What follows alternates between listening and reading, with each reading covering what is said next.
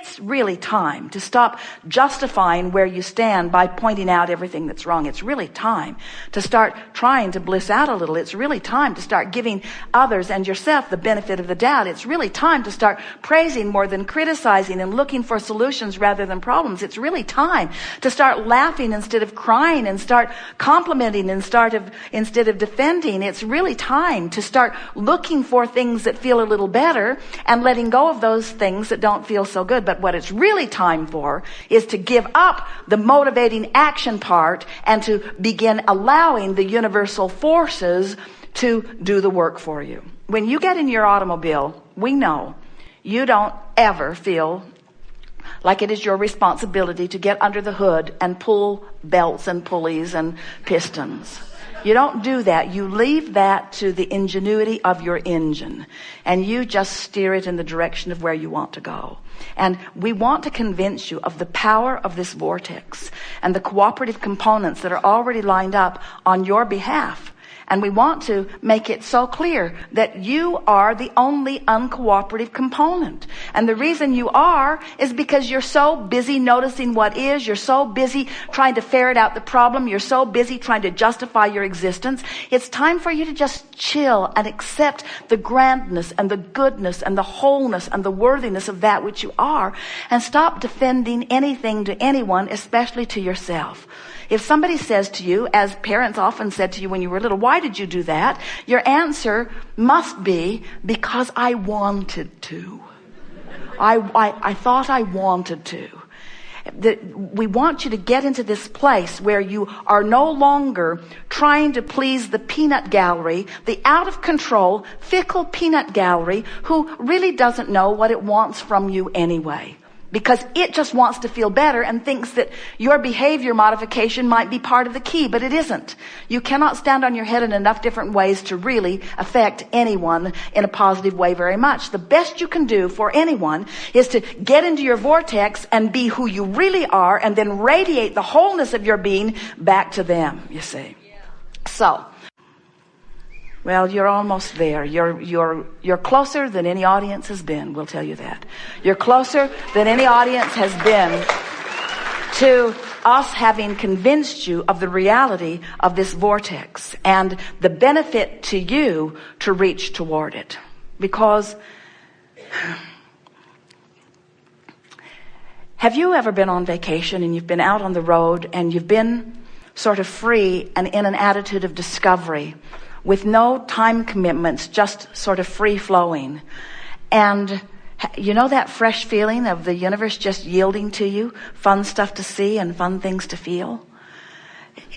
It's that fresh feeling that you can have all day, every day, once you start living this real time that we're talking about. So if someone says, did you get your new car? You could say and mean and smile and feel good as you say, no, I'm still dreaming about it. And then they'll go, oh. Oh. But you don't mean, oh. You mean, I'm still dreaming about it. Did you meet that perfect, did you find your lover yet? No, I'm still dreaming about him. Oh. No, you don't understand. He doesn't have to be here this red hot minute. The idea of him has breathed life into me, the likes of which I cannot even begin to explain. Did you write your best-selling novel yet? No, I'm just dreaming about it. Oh. Haven't really gotten around to it yet. Oh, no. Life is just showing me bits and pieces of it. I'm gathering it up. I can feel it formulating. I can feel the inspiration that's flowing through me. I've never felt so vivid or so alive. You move into your new house yet? No, I'm still dreaming about it. Oh. No. That dreaming about it is good. I'm in the vortex. I'm tuned in with the vibrational reality of it. It's breathing life into me. Oh, sure, it will manifest. But I've found, you can say to your friends, that the more that manifests, the more I have to ensure it. the more I have to move it from place to place, the more I have to clean it. In other words, you watch people, the more they gather, the less good they feel. The less they've got, the better they feel. We're not trying to talk you out of manifestations, friends. We're not. Manifestations are so wonderful, and there is nothing more spiritual than the manifestation of this spirit that you are. Nothing is more delicious than manifestation. But manifestation that comes from alignment is delicious. Manifestation that is dragging you around by the hair is not. And we think that in general, our human friends are hung up on the what-isness of manifestations and depriving themselves of the freedom of the natural joy that comes from rendezvousing with the energy that is truly you. Now that's easy for us to explain to you because we don't have a physical body that we're dragging around. We don't have to bathe it or clothe it or feed it. We don't live in a house that we have to pay rent on or own or insure. In other words, we live in a state of beingness. But here's the big picture for you. So does the larger part of you. You are spirit. You are not thing. You are a being, not a doing. You are a being, not a having. You are a physical being who has the potential of aligning with the clarity and the adventure and the love and the sureness and the worthiness that is really you. And you can tell moment by moment whether you've caught a glimpse of it. And when you do, milk it, milk it, milk it, milk it, milk it, milk it, milk it. Until you say incessantly to those around you who say, well, what do you need? You say, I really don't need anything. There's nothing that I need. But I'm always on the quest for alignment. What does that mean? Well, it's sort of a long story, but what it basically means is I'm more than I see or that you see here in this physical body. And I can feel the wholeness of who I am through my emotions, and I'm always on the trail of that. Now, most people won't get it, but you do. You get it. And in fact, you've gotten it so good that you can't go back from it. We should have explained that at the beginning, that you now know too much. You now know too much. You can't go back. You know too much. You can't go back. You are source energy in physical bodies, and the way you feel is everything. A woman said, my lover left and now I'm sad. And we said, no, you're not. She said, Abraham, my lover left and now I'm sad.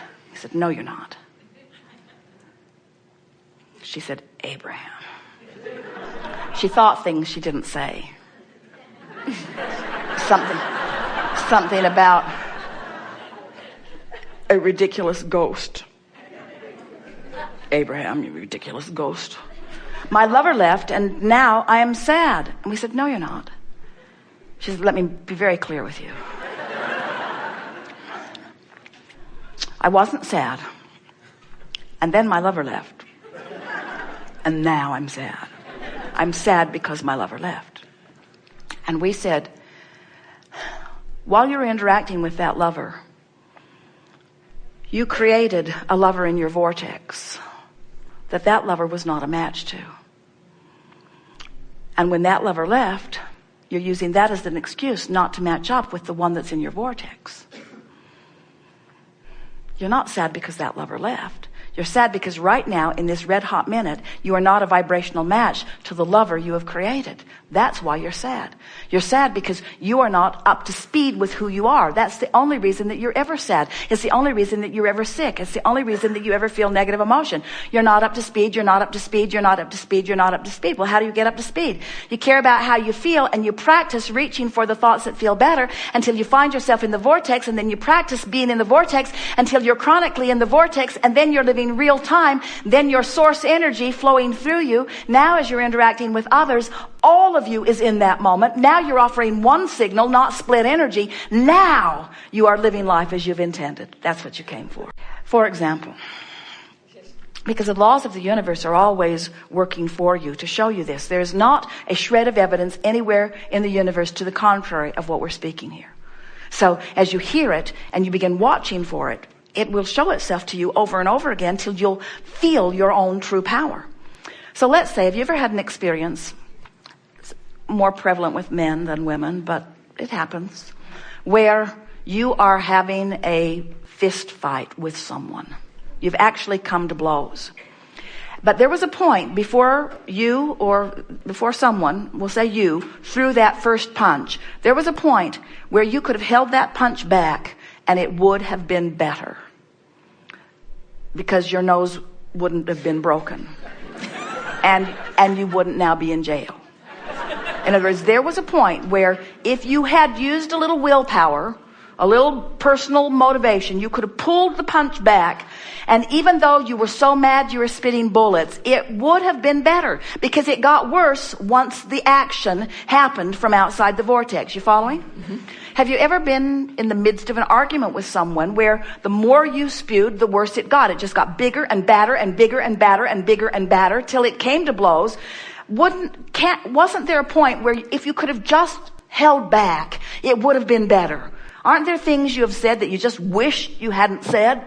But once you've crossed that sensitive line, it's crossed. In other words, you can't really take that perspective back. So in the same way that you could pull back your fists, or you could pull back those venomous words, you can also pull back those thoughts, because the thoughts lead to the words and the words lead to the behavior. In other words, it's all part of the expansion process, because as we've been saying to you for years, if you've got negative emotion and you don't know what it means and you don't do something about diluting it and replacing it with better feelings, don't worry, it will get bigger. Because law of attraction insists that it will. And if you still don't do something about it, it will get bigger. And if you still don't do something about it, it will get bigger. Law of attraction insists that it will. And the thing that's so interesting, and this is what we so want you to hear, leading edge creators out here on the leading edge, hearing things for the first time today ever, as that whirlwind, as that vortex of what you don't want gets bigger, as that problem gets bigger, so does the solution. And it is the relationship between the problem getting bigger and the solution that gets bigger that equals the strain within you. In other words, we so want you to hear that, and you said something similar to that to us when you sat down. If the problem didn't get this big, then the solution wouldn't be this big. So the question really is, how big of price am I willing to pay for my solutions? And we want to say to you, we think you're done. In other words, you've got enough in this vortex to keep you busy for 20 or 30 lifetimes. We really don't think that there is any virtue in suffering into this expansion. So now, speculate just for a little bit. Think about how, have you ever, let's find some simple ideas. Have you ever got an idea that you'd like to refurbish your house or buy new furniture? And do you remember that, how good it felt? Did you ever look through catalogs and kind of start forming an image of how you'd like it to look? And didn't it feel better than when you got into the throes of trying to gather it all up? Or pay for it? Or find someone who could coordinate it? In other words, isn't it easier to feel good in the envisioning stage? And what we want you to come along, and we can feel you starting to move with us. What we want you, if we could convince you that your life is about the way you feel, then it wouldn't matter to you if you're dreaming the new furniture or if you're placing it. If we've really convinced you that how you feel is where it's at. So movie makers just keep dreaming new movies. Authors just keep dreaming new books. Songwriters just keep writing new songs. The creative people never rest on their laurels. The happy creative people only stay happy and creative because they keep writing the next song. You see what we're getting at? They keep painting the next painting. Do you really think the world needs another painting? No, but painters want to paint. Sculptors want to sculpt. Songwriters want to write songs.